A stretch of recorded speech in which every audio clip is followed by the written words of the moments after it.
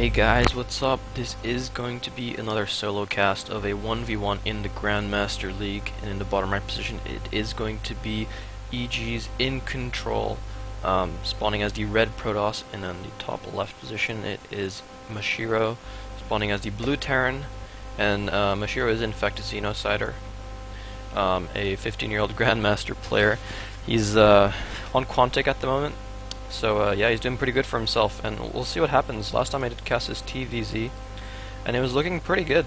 So I'm wondering what his TVP looks like, and I feel like TVP is one of the matchups where the early game has changed the most, just because Terran has so many aggressive options now with the addition of the Widow Mine as well as speed medevacs.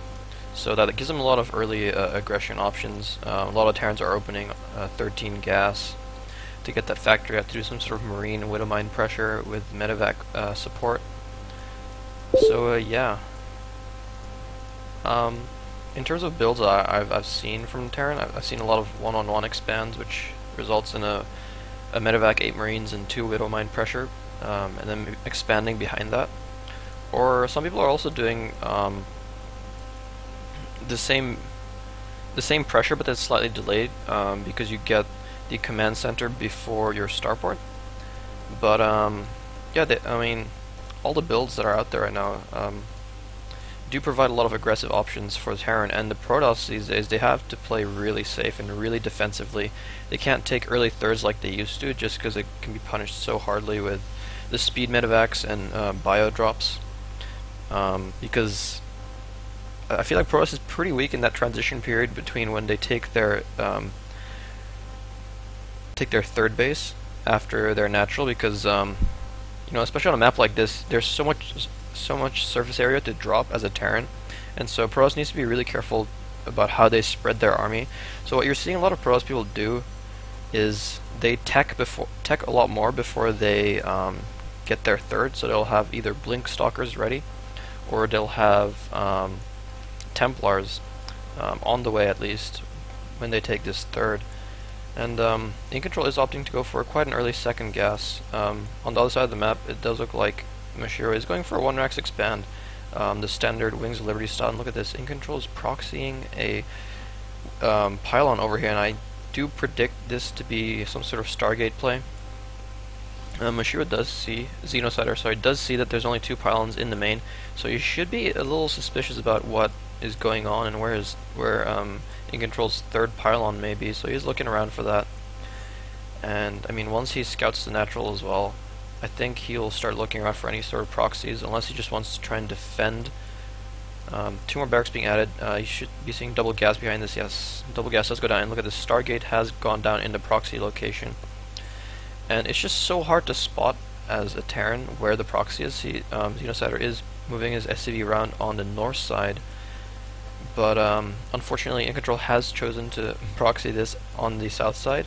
The SCV does look like it is going to stay here for a while, and Incontrol does look like he is positioning to try and take this expansion. Mothership Core is out on the way as well, so this isn't going to be some sort of one base Oracle or Void Ray all in. And instead, he is going to take a pretty early expansion. I mean, not the earliest, but still, this shouldn't put him too far behind as long as Oracle gets a few kills. And if you guys didn't know, it takes 6 Marines to take on 1 Oracle if the Marines don't have stim or combat shields. And at this point, he just has 6, but he really needs to kind of choose where he's going to put his Marines. I'm pretty sure it looked like the SCV tried to get back in, and the Stalker did kill it. I wonder if he spotted that. Okay, so he didn't spot that expansion, but he spots the pylon, so he must at least kind of suspect that there's an expansion there. But you can never be too safe. He does look like he is moving his Marines back into his main, but Oracle is going into the natural, and there's no Marines over here in position to take this out, and Oracles with their DPS being so high, they just rip SCVs to shreds in the few seconds that the Oracle was here. It got 4 kills on the SCVs, pretty nice for him. Protoss is ahead in workers just because of that chrono boost. Adding 2 more gateways behind is pretty standard play. I wouldn't be surprised to see a robo behind this as well, unless he wants to go into some kind of Templar tech. But it does look like Xenocider does spot where the proxy is, He can't take it out just yet because he can't just move out with all his Marines, because that will leave his main and natural quite vulnerable to the Oracles moving into the mineral lines. It looks like Incontrol is going up to 3 Oracles, which gives him a lot of DPS if he goes into any of the mineral lines. And you know, Xenocider is positioning quite a few Marines, but I feel like 3 Oracles can take on this number of Marines pretty easily.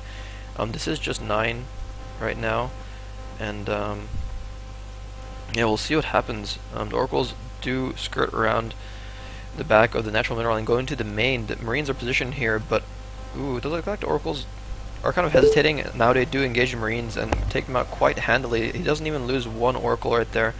Xenocider trying to target fire that down, but it does look like Incontrol is going to pull it away. Xenocider isn't letting this harassment kind of get in the way of this build, though. He is managing to finish up Stim pretty soon. His medevacs should start once he moves this starport onto this reactor, and +1 attack is also on the way. The only problem is his 10-minute push is going to be a little weaker than it usually is. It looks like 1 Oracle went down there, but as I was saying, the 10-minute push is going to be a bit weaker just because of the number of SCVs that have gone down, and I don't think Xenocider has been able to afford constant production. His add-ons are actually a little delayed here. Adding a 3rd command center, so it does look like Xenocider is planning to take this into the late game, at least if not the late mid game. And this 3rd command center just says, you know, he knows he's slightly behind in workers more than usual. 9 workers, which isn't too bad actually, considering how much damage was done. Actually, only 6 workers killed. I guess Incontrol did pick off a lot of the Marines, so the 10-minute push is kind of, you know, if it does move out, then it's going to be like less than 2 medevac full of Marines, and that's just not going to be that great against what Incontrol's going to have. A nice little skin there from Incontrol. I love the new skins, man. I just got my Marine skin, and loving it. It makes me feel pretty badass. It does look like the Marines do move out. The Observer does spot this, so he knows that Incontrol knows that the Oracles can go into the mineral line, and the turret is placed in a nice position. It does get some shots off on one of the Oracles, but the Oracles do skirt just around and avoid that turret entirely. And it does look like this Oracle might go down, but no, it escapes with its life, 1 HP left. And looking at the other side of the map, it does look like Xenocider is going to perhaps elevator his units into the main, kind of circumventing the units that are in front of the natural. And I wonder if, I mean, Incontrol knows that the units aren't here, so he must suspect, yes, so he is moving his units in position. 1 Colossus has come out on the field, 2 Vikings are being started, as well as +1 armor. And the one thing that is lacking from Incontrol's play at this point is upgrades. So he does need to start, so he does throw down a double force to try and catch up in this regard. Especially with Chrono Boost, he should be able to get those upgrades rolling pretty fast. And Incontrol is doing a really nice job of keeping these Oracles alive, you know, getting like a few kills here and there, but still like that, you know, that forced Xenocider to build 2 turrets, 1 in his main, 1 in his natural, and you know, he needs to leave Marines back in here as well. It's just the fear of just the potential damage that they can. Oh wow, I just missed this right here. It does look like the bioforces there pick off the natural expansion, which is, wow, that was really bad on my part. Sorry guys, but this does put Incontrol in a little bit of a difficult position. That does that puts his income quite far behind of Xenocider's, and Xenocider just took a really nice lead right there. And he is building up his Viking counts and going for double starport before adding his 4th and 5th barracks. This is a really interesting play from Xenocider. Maybe he's expecting some sort of all-in to come out of Incontrol with 3 or 4 Colossus, so he doesn't want to, you know, get caught off guard with a low Viking count.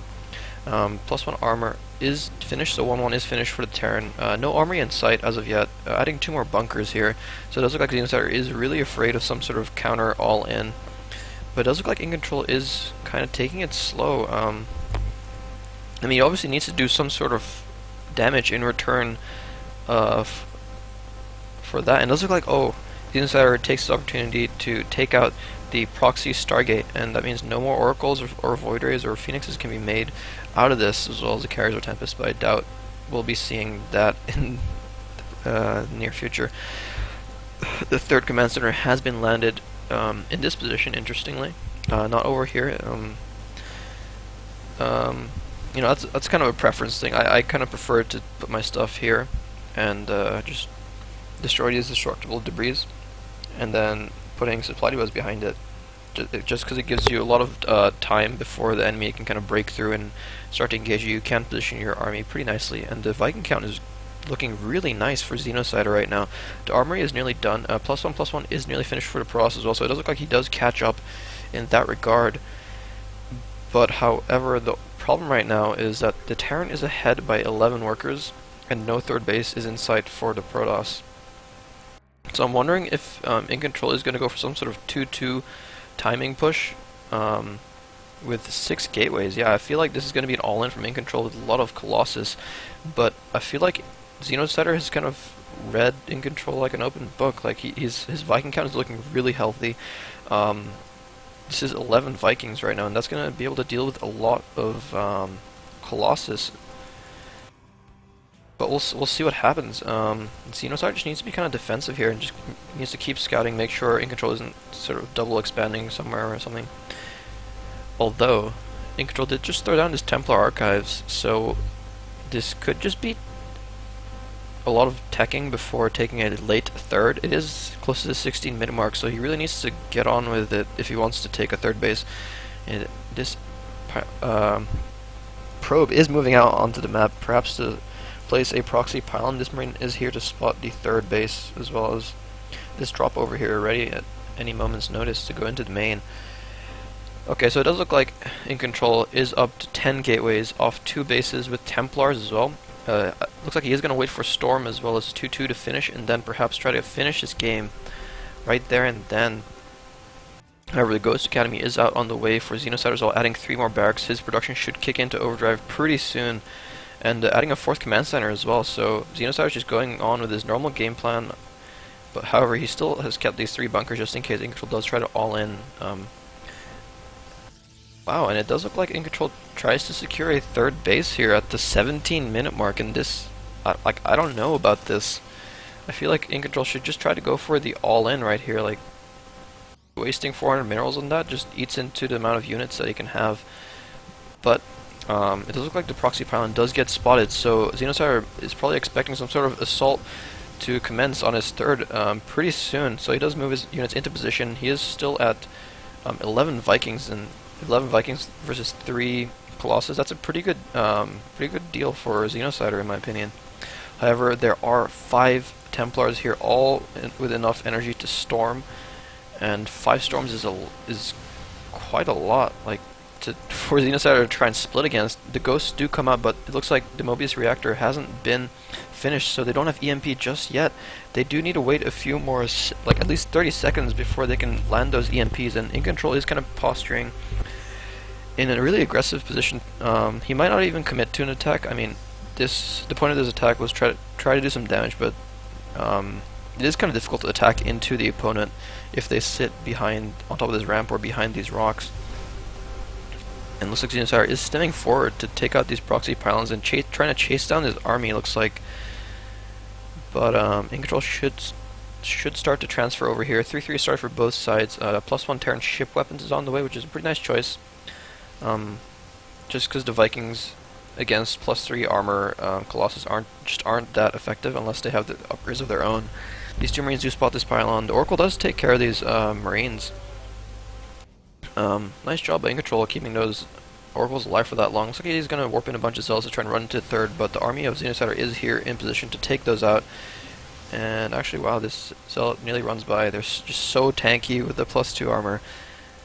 But a large number of ghosts has been built up for Xenocider, and it does look like he is maxed out now, so he probably will go in to try and finish his game, or at least try to whittle down the Protoss army and take down some of his tech units, because the Protoss is on 3 bases, and his gas is running pretty low in his main, so the gas income is going to be pretty low for Incontrol in a few minutes here, and this Templar at the front does get sniped immediately quite nicely. Xenocider is scanning above his army to try and pick off any sort of observers that might be there. Ooh, nice time warp, kind of zoning away the Terran army, but that Mothership Core does get one-shot by these 11 Vikings. Ooh, some nice storms hitting from the side, and that does drain a lot of the medevac energy, but they are all at near max energy, so that shouldn't hurt him too much. Ooh, nice storm landing on the Vikings. Storming the Vikings is actually a really nice choice for Incontrol right now, because if he can keep his Colossus alive, their DPS is are gonna help out a lot in this fight. Ghosts are moving forward, kind of posturing to try and pick off any outlying High Templars, and those look like the High Templar count has been whittled down to 3. All the high energy, oh no, it is 3 over here with full energy. It's going to be really nice in the fight, but it looks like a double drop is unloading in the main, and Xenocider is just waiting for the Protoss army to move across here so he can try and engage it out of position, but Incontrol's not biting the bait, and as the cloaked ghosts go in and snipe all of the 3 full energy High Templar, and it does look like, wow, I think Xenocider just got rid of all the High Templar, and Incontrol's actually engaging with only half of his army against the majority of Xenocider's army, and this is just not going to work out for Incontrol. The supplies just tell the tale right now. Incontrol is miles behind right now in terms of army supply, and the Vikings do land sick EMPs landing all over the Protoss army, and these Colossus just walking into the middle of the bio, as well as the Vikings. They do get taken out, and all Incontrol has left now is this small contingency of gateway units, and I feel like GG should come out any second now, and Incontrol calls out the GG. Really nicely played by Xenocider, taking his time, getting a really nice snipe off on that natural nexus, and from there Incontrol was just so far behind. Incontrol did try to macro out of that position, but you know, it's just against a good player like Xenocider who knows how to close out a game. It just wasn't enough. And GG, well played from Xenocider. You know, I'll be bringing some more casts to you guys today, hopefully. So I hope you guys enjoyed this, and I'll see you guys next time.